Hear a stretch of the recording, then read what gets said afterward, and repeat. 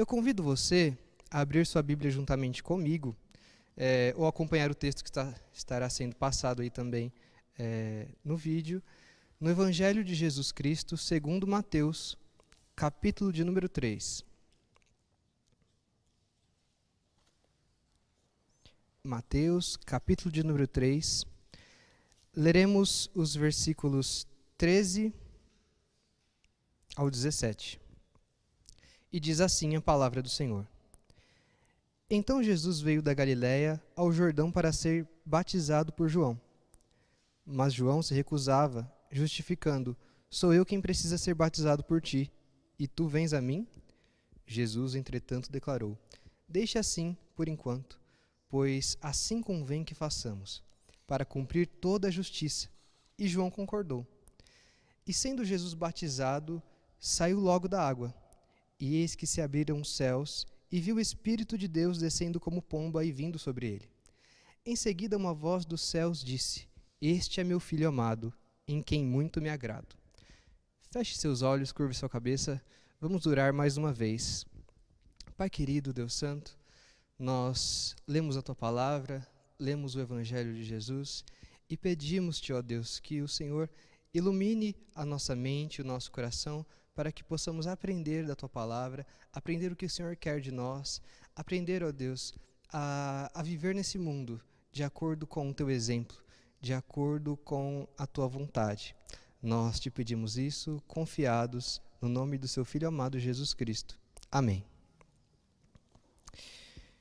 Queridos irmãos e irmãs, hoje é celebrado como uma festividade em diversas igrejas cristãs, o Domingo da Trindade. Domingo passado foi celebrado o Domingo de Pentecostes, que se culminou 50 dias após a celebração da Páscoa. Essa é uma marcação feita por diversas igrejas históricas que se encontram no calendário litúrgico da igreja. Então, o domingo que segue o Domingo de Pentecostes é o Domingo da Trindade. Hoje, então, vamos meditar o que a Trindade pode nos ensinar. Como é que nós podemos aprender com o nosso Deus, que é triuno. São três pessoas em um único Deus. É uma doutrina difícil, realmente. É uma doutrina que causa muita dor de cabeça para muitas pessoas. E não é fácil, não tem exemplos palpáveis para a gente mostrar, olha, a Trindade é assim. A Trindade é dessa forma. E nós somos gratos a Deus por isso, porque se nós entrássemos nas minúcias do ser de Deus, Ele deixaria de ser Deus, né? Se nós conseguíssemos pegar Deus e examiná-lo e sistematizá-lo totalmente, Ele deixaria de ser Deus. Então, Ele ainda reserva esse quê de mistério para nós.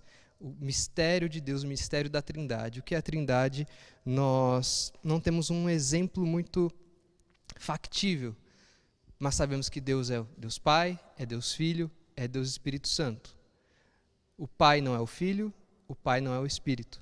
O Filho não é o Pai, o Filho não é o Espírito. O Espírito não é o Pai, o Espírito não é o Filho, mas todos são o mesmo Deus. Não são três deuses, são três pessoas distintas que subsistem no mesmo Deus. Quando nós nos deparamos com esse texto, nós vemos que Jesus, ele sai de onde ele morava, ele sai do seu lugar de convívio, que é da Galiléia, e ele se dirige ao Jordão. Mateus, ele é claro ao dizer que ele sai para ser batizado por João. Então Jesus, ele tem um propósito, ele vai decidido a ser batizado por João. Ele não vai visitar João e ver que ele está batizando, legal, vou ali me batizar também. Não, ele vai decidido a ser batizado por João. Ora, isso soa estranho a nós, imagina para João que estava ali batizando. João, que era primo de Jesus, com 6 meses de diferença de idade.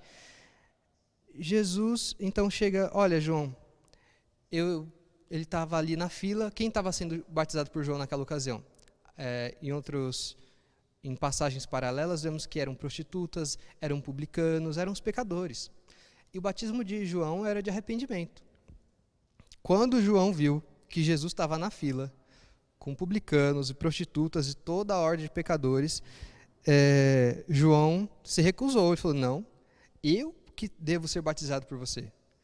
Não o Senhor por mim, o Senhor, não, sou eu. Nem com muito temor no coração de batizar Jesus. E Jesus nunca pecou.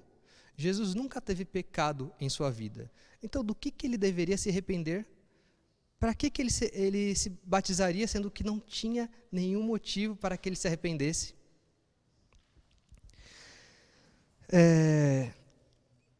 Nós sabemos que o ministério de Jesus ele se inicia após o batismo. Isaías, ele vai dizer que o ministério de Jesus é o ministério do servo sofredor. Isaías também vai dizer que Jesus ele foi contado dentre os pecadores. A sua morte, o seu sepulcro foi contado dentre os pecadores. Jesus, ele deixa toda a sua glória, ele se faz carne e osso, ele faz homem, totalmente Deus, totalmente homem, habita entre as suas criaturas e, começando o seu ministério, ele vai ser batizado para que simplesmente ele também seja identificado como outros pecadores. Ele precisava ser batizado para dar legitimidade ao ministério de João, porque João tinha o ministério de Elias, de anteceder o Messias. Então, Jesus vai ser batizado para dar visibilidade ao ministério de João e também para que Jesus seja identificado como aquele que está junto com os pecadores. Jesus, ele deixa ser contado entre os pecadores, naquela fila de publicanos, de prostitutas, de pecadores, ali está Jesus também. O Deus sem pecado, o Deus que nunca pecou, ele se encontra com os pecadores, sendo batizado por João Batista. E Jesus ainda acrescenta: olha, deixa assim por enquanto, porque assim convém que façamos, para cumprir toda a justiça. Para cumprir toda a justiça da lei. Mateus é o único evangelista que enfoca essa fala de Jesus. Porque Mateus ele está escrevendo para os judeus, para que os judeus entendam e compreendam o evangelho. Então, Mateus sempre vai trazer versículos, textos do Antigo Testamento, dos profetas, da lei, mostrando que Jesus é aquele que cumpriu perfeitamente toda a lei e as profecias. Então, Jesus ele declara: convém que façamos para cumprir toda a justiça. Na Bíblia, a mensagem, a intenção do texto é a seguinte: Deus ele trabalhou por séculos para que isso acontecesse, para que esse batismo acontecesse. Tudo na história estava culminando nesse batismo. Não é por acaso que eu estou aqui, é preciso que ocorra assim, para que se cumpra o que fora dito pelos profetas. Então João entende o que está acontecendo e concorda. Então, ok, o Senhor vai ser batizado por mim. Jesus então é batizado, sai logo da água e eis que se abrem os céus e Jesus mesmo vê o Espírito descendo sobre ele de uma forma corpórea, como pomba. E logo em seguida, há uma voz que brada nos céus: este é o meu Filho amado, em quem eu me comprazo. Este é o meu Filho que eu amo e que me dá muita alegria, em quem eu acho o meu prazer. A primeira lição que eu posso aprender com a Trindade é a seguinte: a Trindade ela é unida, ela é uma unidade em movimento, e é uma unidade que está junta para cumprir propósitos. A Trindade ela é uma unidade pronta a cumprir os propósitos estabelecidos. João Damasceno, um dos pais da igreja, que veio entre os anos 600 e 700, ele estudou bastante sobre a Trindade, ele pensou bastante sobre a questão do Pai, do Filho e do Espírito Santo, e conta-se a história que, ao ler as Escrituras e ainda ter dúvidas sobre a Trindade, sobre exemplos a dar acerca da Trindade, ele ouve um barulho ao lado de fora de sua casa e ele vai ver o que estava acontecendo. E ele vê crianças brincando de roda. E a brincadeira era a seguinte: uma criança no centro, parada, e outras crianças em volta, dançando em volta dessa criança. O nome da brincadeira era pericorese. Então João Damasceno, ele denomina a interação entre as pessoas da Trindade como pericorese, uma brincadeira de criança. Mas como assim? Ele define que essa pericorese, essa interação entre as pessoas da Trindade, é uma interhabitação. Enquanto uma pessoa da Trindade está atuando, as outras estão atuando conjuntamente, mesmo que não apareça. Por exemplo, na criação do mundo, Deus Pai é o Criador. Porém, o Espírito Santo e o Filho estão atuando conjuntamente com o Pai. Jesus é o Verbo, é a palavra falada de Deus, e é o Espírito Santo quem dá forma, quem gera toda a criação. Na redenção, é o Filho quem atua para redimir o pecado do seu povo. Mas é o Pai quem envia o Filho, e é o Espírito Santo quem aplica esse sacrifício, essa redenção, na vida dos crentes. Na era da igreja, é o Espírito Santo quem atua convencendo o ser humano do pecado, da justiça e do juízo. Mas é o Pai quem envia o Espírito Santo. E essa fé é mediante ao sacrifício que Jesus efetuou na cruz. Então, por mais que haja momentos em que uma das pessoas da Trindade esteja em evidência, as outras estão sempre ali, atuando de forma conjunta, sempre para obter o propósito desejado. E aqui no batismo de Jesus, o propósito é o seguinte: cumprir toda a justiça. Cumprir toda a justiça de Deus. Ora, mas que justiça é essa? A justiça que Adão quebrou. Adão, ele quebrou com a justiça de Deus, ele faltou com a justiça de Deus. Ele foi contado entre os injustos, porque ele pecou, ele foi contra toda a lei de Deus. Então Jesus, o segundo Adão, que vem de forma perfeita, ele vem para cumprir a lei de Deus, ele vem para cumprir todo o mandamento, toda a lei, toda a sacramentalidade da lei. E ele não vem sozinho, ele deixa explícito para que façamos cumprir toda a justiça. Eu aprendo com a Trindade que nós precisamos ser unidos para cumprir os propósitos de Deus. A igreja, mais do que nunca, precisa aprender a ser unida para cumprir a vontade de Deus. Eu penso que a unidade da igreja, ela já foi alvo de muitos questionamentos. Muito tem se falado sobre a catolicidade da igreja, a totalidade da igreja, sobre a necessidade de estarmos unidos. Mas o que de fato pode unir a igreja senão o Evangelho de Jesus, senão a proclamação do reino de Deus?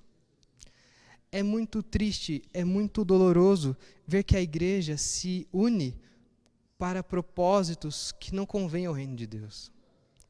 Dói muito ver que a igreja se une para propósitos abjetos, para propósitos que vão contrários à palavra de Deus. A igreja, os cristãos, eles podem se unir para tudo, mas é difícil ver os cristãos se unindo para pregar o Evangelho, para anunciar o reino de Deus.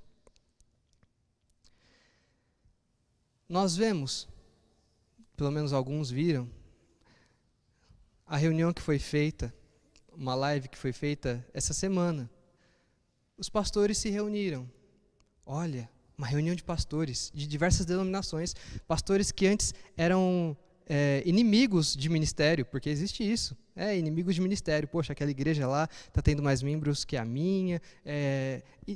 Antigos inimigos de ministério, agora se uniram, que bênção. Mas para que eles se uniram? Para pregar o Evangelho nesse momento de pandemia? Para poder proclamar o reino de Deus? Não, eles se uniram para apoiar o presidente da República. Eles se uniram para blindar o presidente da República e assegurar que os evangélicos sejam a base governista. Ora, por que só assim a unidade? Por que quando uma igreja vai evangelizar, nós não convidamos uma outra denominação para ir junto? Ah, não, porque a outra igreja vai ter mais membros. E se aquela pessoa que a gente evangelizar for para a igreja de lá e não vier para nós? Não pode, né? Não. Mas nós vamos apoiar o presidente, nós vamos apoiar um projeto de poder. Nós vamos apoiar uma ideia que vai nos deixar aqui no alto, dominando sobre as massas. Por que o evangelho ele não tem esse poder? Não, o evangelho tem esse poder. O evangelho é para isso. E é por isso que os cristãos são convocados à unidade de propósito. Assim como a Trindade é unida em cumprir os seus propósitos, a igreja é convocada a cumprir o propósito de Jesus. Qual a missão da igreja? Pregar o evangelho e fazer discípulos de todas as nações. Mais do que nunca é tempo da igreja se unir. No reino de Deus não tem placa, não tem denominação, não tem questões que divergem, não, são somente cristãos que nasceram de novo, foram lavados e remidos pelo sangue de Jesus, que estão hermanados pelo sacrifício de Cristo, são unidos pelo sangue. E é isso que nos une. O que nos une é muito maior do que o que nos separa.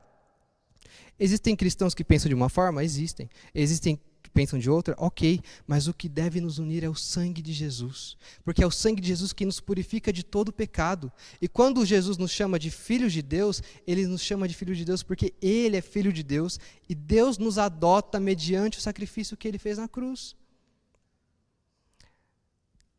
Quem é nascido de novo é filho de Deus. Não tem uma barreira, você não tem que ter um certificado. Você acredita nisso, nisso, nisso. Ah, não, você não acredita dessa forma? Desculpa, você não pode nascer de novo. Quem promove o novo nascimento é o Espírito Santo de Deus. E o Espírito Santo de Deus é livre. Ele sopra onde quer, ele se move para onde ele quiser. E ninguém sabe para onde vai aquele que é nascido de Deus. Os frutos, eles confirmam a espécie da árvore. Se nós quisermos saber se alguém é nascido de Deus, olhamos para os frutos. Os frutos confirmam quem é ou quem não é nascido de novo, nascido de Deus. E é necessário falar isso. Nós precisamos nos unir pelo propósito para o qual fomos chamados. Jesus, ele é batizado, ele é contado entre as outras pessoas, ele toma o nosso lugar, e ele proclama ao longo de toda a sua vida a sua mensagem, o seu evangelho, que não é muito difícil. Não é muito difícil de se entender. Quem lê a Bíblia, quem lê, entende a essência. Ele resume toda a lei. Todos os preceitos, todas as leis, todas as minúcias, ele resume em apenas duas coisas. Amarás ao teu Deus e ao teu próximo, como a ti mesmo. Esse é o resumo da lei. Ele resume nisso aqui. Amar a Deus sobre todas as coisas e amar o próximo como a ti mesmo. Mas, lá em João, na primeira epístola de João, ele vai falar assim, olha, como é que nós podemos dizer que amamos a Deus, a quem nós não vemos, se nós não amamos ao nosso próximo, que está do nosso lado? A Trindade está unida em promover a vida. A Trindade está unida em promover a nova vida em Cristo e em promover a vida de Deus e, claramente, o amor. O amor é o elo perfeito que une as três pessoas da Trindade. Então, a segunda lição que eu aprendo com a Trindade é o amor. Santo Agostinho, ele costumava dizer que o elo perfeito da Trindade é o amor, e que é o Espírito Santo quem comunicava esse elo de amor entre o Pai e o Filho. E esse amor, nós podemos ver ele evidente aqui no versículo 17. Em seguida, uma voz dos céus disse, este é meu Filho amado. O Pai ama o Filho, e o Filho ama o Pai. E o Espírito Santo ama o Pai e ama o Filho. E o Filho ama o Espírito Santo, tanto quanto o Pai ama também o Espírito Santo. É um amor puro, é um amor sem medidas. E com a Trindade eu aprendo a amar. Este é o meu Filho amado. Deus ama incondicionalmente a si mesmo. Pode soar estranho, não é mesmo? Deus ama a si próprio, e Ele ama a si próprio acima de tudo. Mas seria mais estranho ainda se Ele amasse outra coisa, ou se Ele amasse alguém mais do que a Ele próprio. E é porque Deus ama a si próprio que nós somos conclamados a amá-lo. É porque Deus ama a si mesmo que nós somos chamados a amá-lo. Se Ele amasse outra coisa, Ele não seria o verdadeiro Deus, mas é porque Ele ama a si próprio que nós podemos amá-lo. Ele é o que há de mais sublime, Ele é o que há de mais perfeito, Ele é o que há de mais puro, Ele é o que deve ser o alvo do nosso amor. Assim como as três pessoas da Trindade estão unidas em seu amor, nós devemos amar a Deus, nós devemos amar a Deus, e somos convocados pela Trindade Santa a amarmos ao nosso irmão, a amarmos o nosso próximo, a amarmos todos aqueles que são feitos à imagem e semelhança de Deus, a amarmos os seres humanos. Amarmos os seres humanos. A Trindade é unida no propósito de dar a vida, e é unida no propósito de amar. E nesse propósito de amar, nós também somos convocados a amarmos uns aos outros. Por mais diferentes que sejamos, por mais difícil que seja eu aceitar a opinião do outro, por mais difícil que seja eu concordar 100% com outra pessoa, eu sou convocado a amar essa pessoa. Primeiramente porque ela é um ser humano criado à imagem e semelhança de Deus. Eu vejo Deus nela e é por isso que eu devo amá-la. Em segundo lugar, se essa pessoa é minha irmã, meu irmão em Cristo, eu preciso amá-lo mais ainda, porque somos da mesma família da fé. Somos um em Cristo Jesus. A igreja, nesses tempos, ela é convocada a amar. Ela é convocada a olhar para o seu Deus, ao Deus que ela professa, e amar. Amar incondicionalmente. A nossa fé, a nossa prática de fé deve estar baseada no amor de Deus. No amor de Deus que Ele comunica para conosco e no amor de Cristo Jesus. O apóstolo Paulo diz que há três coisas: a fé e a esperança e o amor. Mas a maior delas é o amor. Por quê? Porque a fé, quando estivermos com Deus, quando estivermos no seu reino, a fé ela não será necessária, porque já estaremos ali diante de Deus. Se a fé é a convicção das coisas que se esperam, a certeza das coisas que não se veem, nós estaremos frente a frente com Deus, estaremos vendo a Deus. Não será mais necessário a fé que temos aqui. A esperança que temos agora de um reino vindouro, de estarmos para sempre com Deus, ela será consumada. Ela estará plenamente efetuada. Não precisaremos mais da esperança, já estaremos com Deus. Mas o amor é o elo perfeito que une todas as coisas. Então o amor permanecerá. Assim como Deus está em comunidade com o Pai, com o Filho, com o Espírito Santo, eternamente, desde a eternidade, eles se amam, eternamente nós o amaremos. E como é que nós podemos comunicar este amor a este mundo que sofre, a esse mundo caído, a esse mundo que está em trevas, a esse mundo que sofre com tanta morte, com tanta tristeza, com tantas injustiças? Parece que às vezes a moralidade ela está acima do discurso do amor. Nós vemos nas redes sociais uma grande militância dos cristãos, dos que se dizem igreja, E, de uma forma, essa é uma militância correta, porque nós vamos defender a vida, ok? Vamos defender a vida. Nós acreditamos que a vida ela começa ali na concepção do ser humano. Que quando a mulher está gestante, ela está gerando uma vida. Tem algo vivo ali dentro, algo que foi feito por Deus, uma criança ali. E quando os cristãos se unem para ser contrários ao aborto, contrários a práticas que querem tirar a vida, amém. Estamos ali querendo que a vida que Deus deu, que a vida que Deus desenhou, que a vida que Deus originou, ela permaneça. Salmo 139, tu me vistes ali no ventre da minha mãe antes de eu nascer. É Deus quem tece a nossa natureza no ventre da nossa mãe. Que maravilha quando nós nos unimos para combater aqueles que querem acabar com a vida de crianças inocentes, de bebês que não nasceram ainda.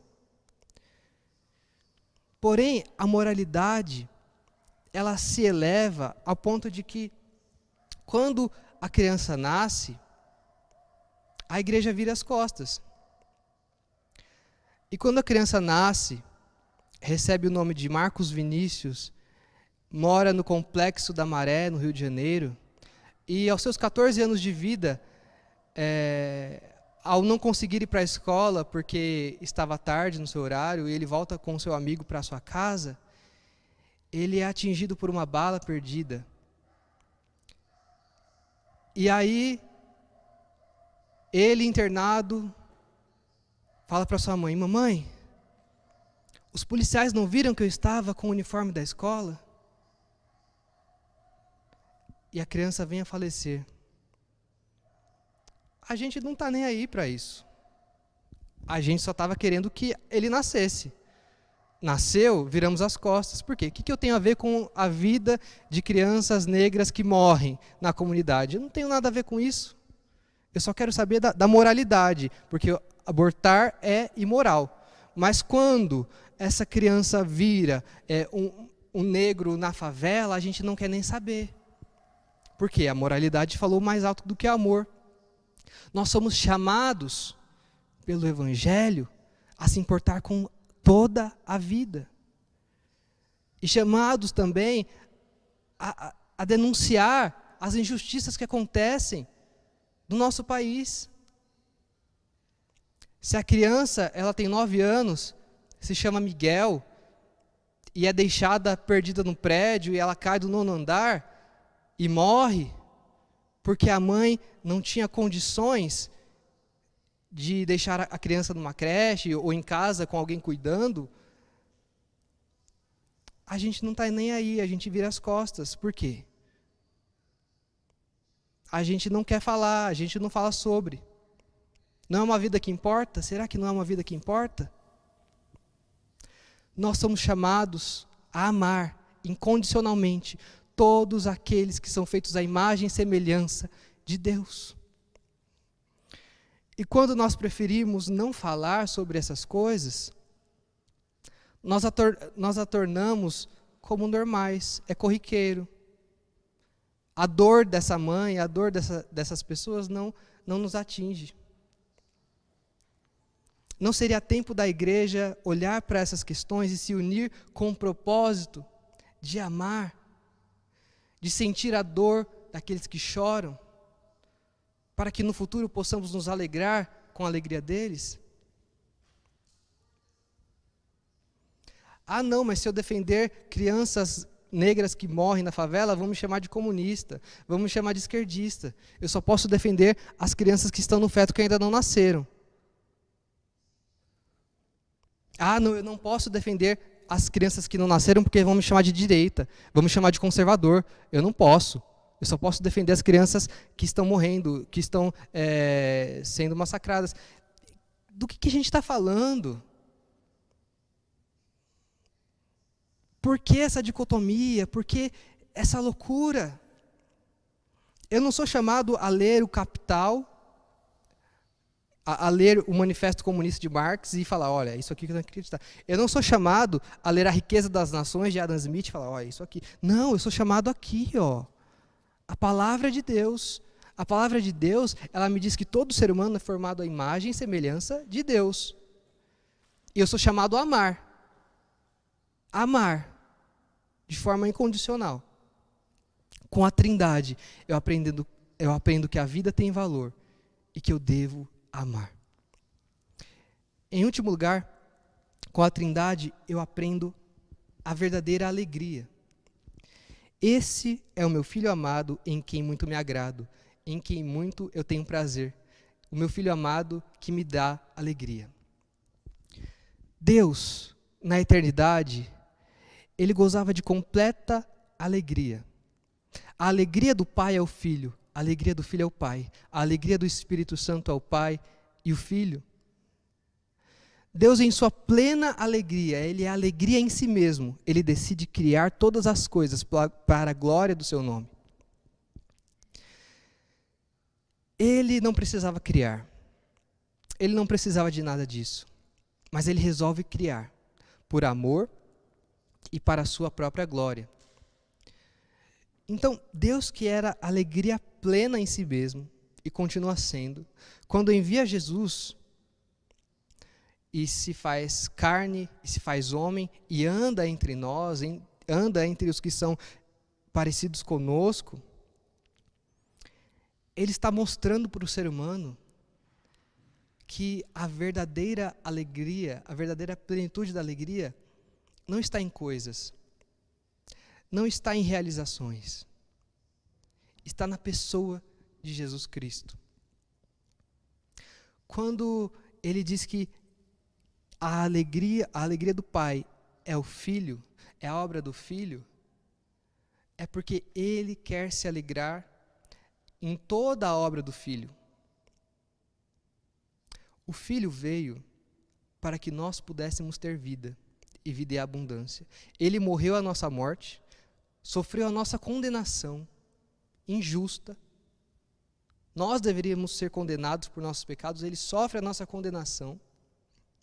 Ao terceiro dia ele ressuscita pelo Espírito de Deus, pelo Espírito da vida, ele retoma a sua vida, para que cada um de nós possamos ter a vida eterna. E ao termos a vida eterna, nós somos chamados de filhos e filhas de Deus. Quando Deus nos adota em Cristo Jesus, nós também nos tornamos alvo da alegria de Deus. Quando Deus vê seus filhos e suas filhas fazendo a sua obra aqui na terra, ele se alegra, ele se compraz, ele se enche de alegria. Porque fazemos isso não por nós mesmos, mas pela obra da Trindade, que atuou e continua atuando em nossas vidas. Nós somos motivo da alegria de Deus por sermos filhos e filhas de Deus. E para que possamos completar essa alegria, nós devemos chamar mais filhos e filhas para se ajuntarem à família de Deus. Nós devemos pregar o Evangelho, nós devemos anunciar as boas novas daquele que nos chamou das trevas para a sua maravilhosa luz, para que a família aumente e a alegria, o gozo de Deus seja completo. E nós somos chamados a olhar para Deus, para essa Trindade Santa, que é uma unidade na diversidade das pessoas que habitam nela, e nos alegrarmos, porque é de Deus que provém toda a fonte da nossa alegria. Irmãos e irmãs, Deus, ele está unido no propósito de salvar vidas, de redimir o mundo e de trazer à tona o seu reino. E nós somos convocados a este propósito, amando a Ele, amando ao próximo, e nos alegrando à medida em que a obra de Deus é sendo feita por cada um de nós. Que o Espírito Santo, que ressuscitou Jesus dos mortos, que santifica a cada um de nós, continue a nos conduzir, continue a iluminar as nossas mentes, a aquecer os nossos corações, para que essa palavra ela ache uma terra boa e fértil, para que cresça e dê frutos. Nesse tempo de pandemia, nesse tempo em que as coisas estão difíceis, venhamos olhar para a Trindade, para o Deus Santo, Todo-Poderoso, e a confiar nele. Ele é o Rei que reina eternamente. Nós podemos confiar totalmente nele, porque toda a sua palavra foi cumprida e será cumprida. Nós aguardamos a vinda do Rei que vem, e vem para reinar. Nós aguardamos o reino de Deus, e nós lá estaremos, se Deus quiser, reinando com ele para toda a eternidade. Mas enquanto isso, que vivamos o princípio do reino de Deus, que vivamos aqui de acordo com o exemplo da Trindade.